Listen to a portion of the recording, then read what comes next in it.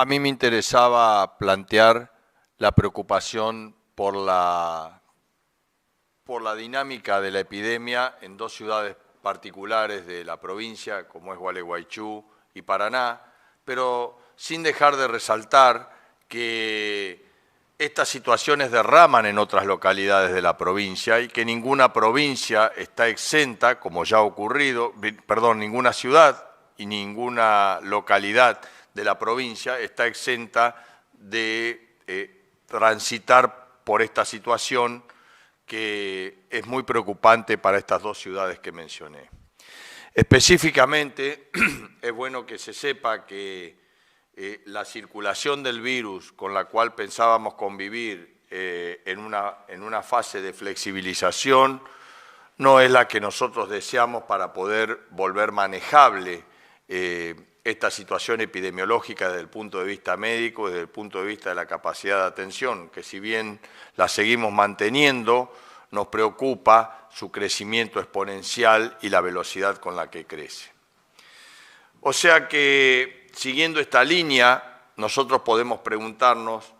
cuáles son las opciones o cuáles son los pasos que debemos seguir para poder evitar que esta situación siga creciendo y poder volver a una instancia en la que la circulación del virus sea manejable y que podamos convivir con esta situación. Y para esto tenemos que hacer una reflexión profunda sobre lo que significa, más allá de la definición arbitraria de circulación comunitaria, qué significa esto para la población. Decir circulación comunitaria no solo quiere decir que uno se infecta de cualquiera, sino quiere decir que ya la persona que es infectante está sentada frente a nosotros y que no sabemos, no solo a veces no sabemos quién es, sino que muchas veces tiene nombre, apellido y puede ser familiar o amigo íntimo nuestro. Y esto es importante porque hasta hace un tiempo nosotros, con las personas cercanas que teníamos, creíamos que no necesitábamos ningún elemento de autoprotección, ningún distanciamiento por conocerlo. Hoy no sabemos quién tenemos enfrente desde el punto de vista infectante porque el virus está esparcido de manera de circulación comunitaria sostenida. Esto quiere decir que nosotros tenemos que reflexionar sobre algo que todavía no se termina de entender. El tapabocas evita que la persona que tenemos enfrente nos infecte, no nos protege a nosotros. Por lo tanto, hoy es el ciudadano más que nunca quien tiene que encargarse de su autoprotección. Y encargarse de su autoprotección significa exigirle a la persona que tenemos enfrente no solo que tenga 2 metros de distancia, sino que tenga un tapaboca puesto. Este puede ser desde alguien que lo atiende a uno en un supermercado, en un comercio, que están siguiendo muy bien los protocolos, sino a nuestros propios amigos e incluso a aquellas familias donde se ha flexibilizado de manera arbitraria las reuniones sociales y asisten en nuestra propia familia, nosotros hoy, dentro de casa, estamos vulnerables cuando se asisten a esas reuniones donde se vulnera el elemento de protección fundamental, que reitero, mal llamado en el caso de tapabocas autoprotección. Es decir, la protección se brinda por el control de la fuente y esto es el concepto que quiero hoy que quede claro. El control de la fuente hoy es la medida más eficiente individual para que uno no se contagie. Y la fuente es la persona que uno tiene enfrente. Por lo tanto, nosotros tenemos que prestar atención no solo a lo que venimos diciendo de las reuniones sociales, porque podemos decir, bueno, con un control que se ejerza desde los entes reguladores, desde los entes que le corresponden el control y el contralor de las conductas, podemos evitar que se hagan un cumpleaños de 50 personas que dieron lugar a muchas infecciones por conglomerado. Entonces decimos, bueno, no hacemos cumpleaños de 50 personas, nos juntamos con 4 o 5 amigos conocidos o con miembros de la familia que no vemos hace un tiempo. Y entonces es en esa circunstancia donde se vulneran las medidas de protección. Y las medidas de protección es sacarse el tapaboca. ¿Por qué entonces las reuniones que llamamos sociales son tan peligrosas? Porque para comer hay que sacarse el tapaboca, para tomar mate hay que sacarse el tapaboca, aunque el mate sea individual, para tomar un café hay que sacarse el tapabocas. Y si uno está a menos de 2 metros de distancia, cosa que parece ser relativamente frecuente por lo que estamos viendo de la cantidad de contagios que viene subiendo, eso hace que muchos se infecten en esas reuniones que no son multitudinarias, pero no por eso no son contagiantes. Entonces, el concepto nuevo es no solo las reuniones sociales multitudinarias son las que generan el contagio. Hoy reuniones pequeñas de más de 15 minutos en ambientes cerrados son un elevado riesgo de contagio porque, reitero, cualquiera de las personas, aún los más cercanos que están enfrente nuestro, son fuente potencial contagiante. Y la exigencia del tapaboca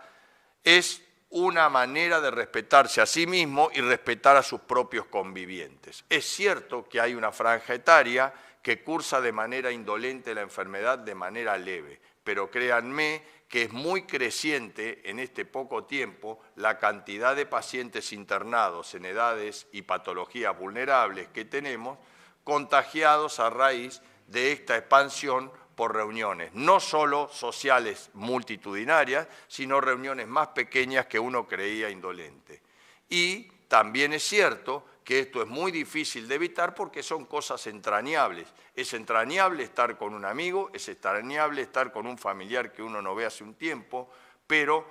entendamos que estos pueden ser hechos prescindibles, aunque entrañables, y deberíamos tratar de prescindir hasta volver de una manera convivible la circulación del virus con la flexibilización actual. Finalmente, me quiero referir a 3 situaciones que todavía parecen confusas en la población por las consultas que recibimos. La primera es al criterio nuevo de definición de caso confirmado de un conviviente sintomático de un paciente que ha dado positiva la prueba de coronavirus o de COVID-19. Ese conviviente, si presenta síntomas, es un caso confirmado, pero tiene que entender que si ese conviviente es una persona de riesgo, ya sea por la edad o por comorbilidades, debe consultar y debe ser evaluado desde el punto de vista médico. Eso por un lado. Lo otro que no queda claro, porque todavía hay lugares donde se sigue pidiendo una prueba de PCR para dar como criterio de alta o para absorber a una persona a su nuevo trabajo, de nuevo a su trabajo luego de haber pasado la enfermedad, es dejar bien claro que el criterio de alta sin PCR asegura de una manera confiable acá y en todo el mundo que ese paciente, luego de los 10 días de haber cursado la enfermedad, si tuvo una enfermedad leve o moderada, y luego de los 10 días, habiendo estado 3 días, los últimos 3 días asintomático, aunque la PCR dé positiva, ese virus no es contagiante. No se ha podido demostrar la viabilidad del virus en ninguno de los estudios que se ha hecho acá y en todo el mundo, y son los criterios de alta adoptados en la mayoría de los lugares del mundo, para los casos generales. Y finalmente, hacer un hincapié de algo que estamos viendo, porque al aumentar la circulación y la tasa de contagios, hay un montón de contactos estrechos que han estado con esos pacientes positivos y están asintomáticos y concurren a su médico para exigirle un hisopado o directamente van a un centro privado a pedir un hisopado o van a los centros de atención del Estado a pedir un hisopado. Claramente esas personas no tienen un criterio de hisoparse, por una sencilla razón, porque si esa persona se hisopa